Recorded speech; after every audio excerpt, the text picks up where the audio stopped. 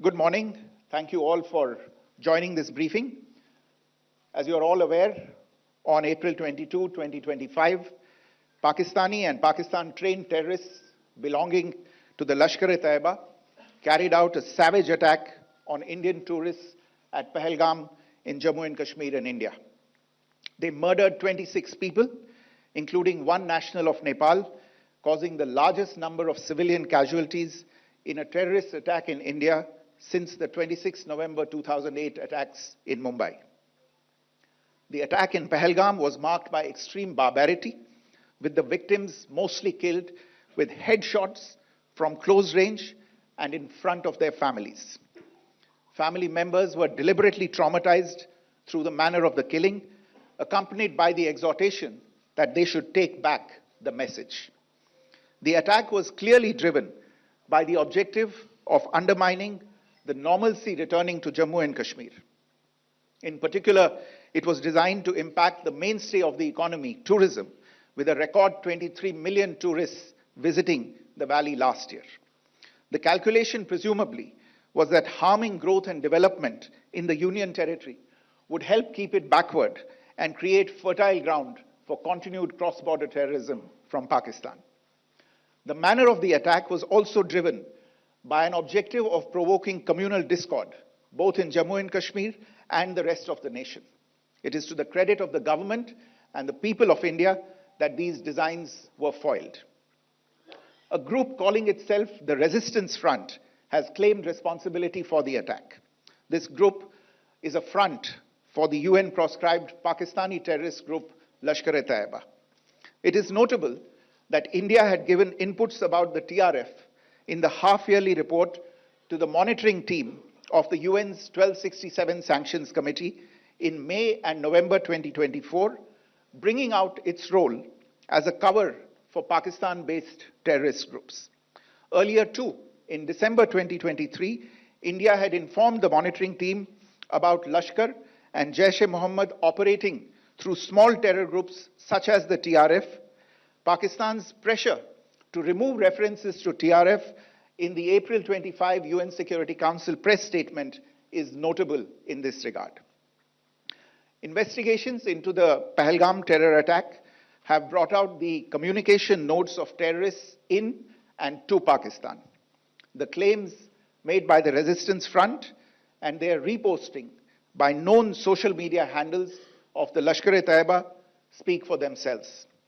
Identification of the attackers based on eyewitness accounts as well as other information available to law enforcement agencies has also progressed.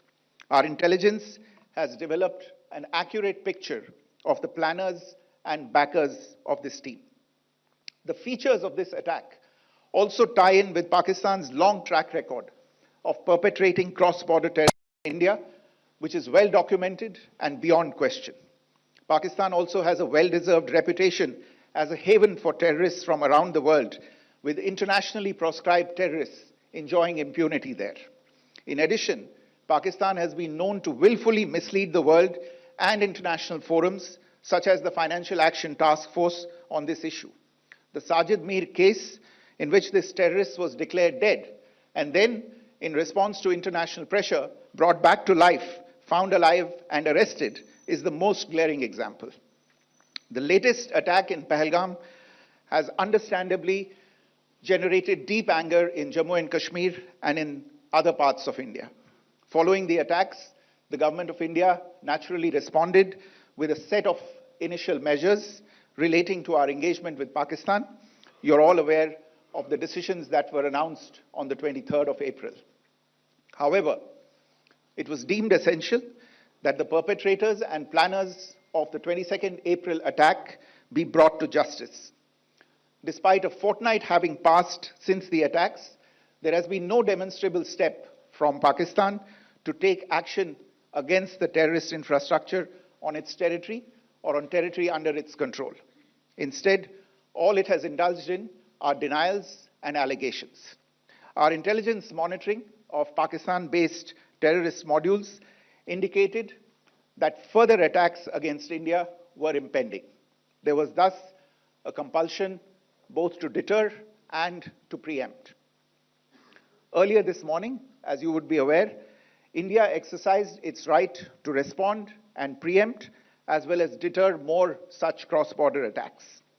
These actions were measured, non-escalatory, proportionate, and responsible.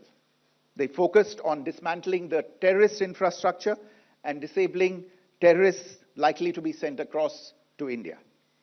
You would also recall that the Security Council on 25th April 2025 had issued a press statement on the Pahelgam terror attack, underlining, and I quote, the need to hold perpetrators, organizers, financiers, and sponsors of this reprehensible act of terrorism accountable and bring them to justice, unquote. India's latest actions should be seen in this context. Joining me for this briefing on our actions earlier this morning are Colonel Sophia Qureshi and Wing Commander Vyomika Singh. I will request them to share some details regarding Operation Sindoor with all of you.